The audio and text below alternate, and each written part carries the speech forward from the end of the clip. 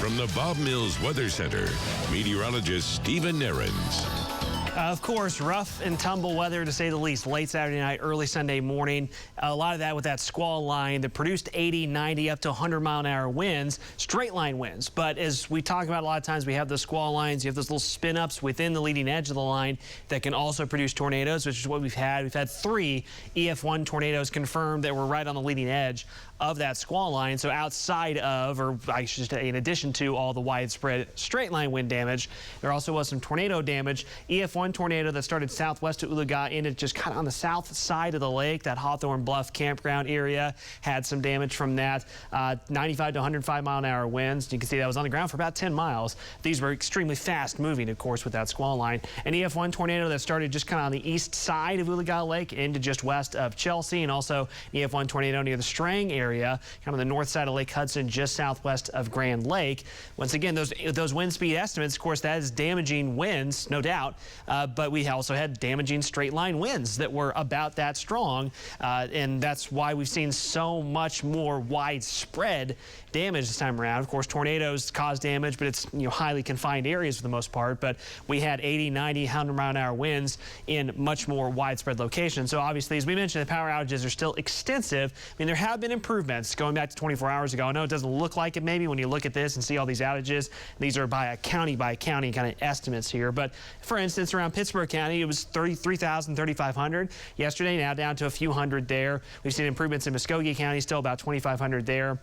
Around Mays and Delaware County, there's been some improvement, but of course, Wagner County, Rogers County, and Tulsa County, Creek County, still a lot of folks without power. And as we've been saying, it just doesn't line up well at all with the heat that is now really starting to build this week. We are in the 80s, a heat index of 90, light winds.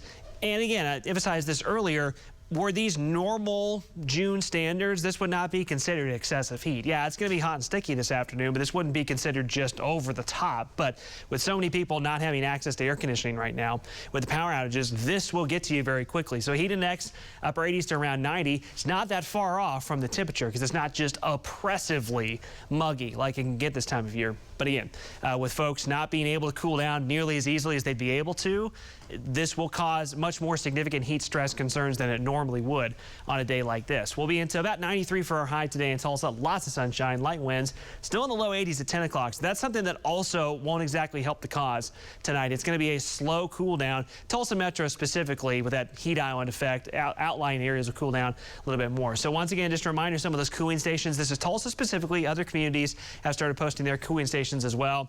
Highlighted these down here at the bottom, Reed Park, Lacey Park. Those are kind of in addition to the ones here up above that we normally have as we get into the summertime time frame. Again, here's the look for this afternoon. Now, I mentioned earlier, there's a slight chance for some storms to pop up in southeastern Oklahoma late overnight, early tomorrow morning. We've been seeing that signal showing up generally south of I-40.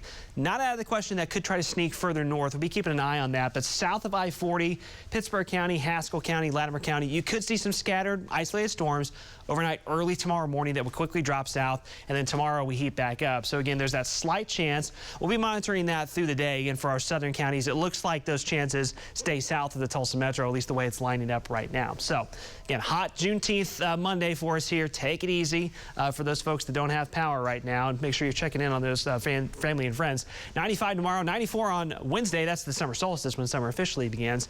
And the summer heat just kind of hangs with us through the week. Could have a slight chance of storms sneaking in on Thursday.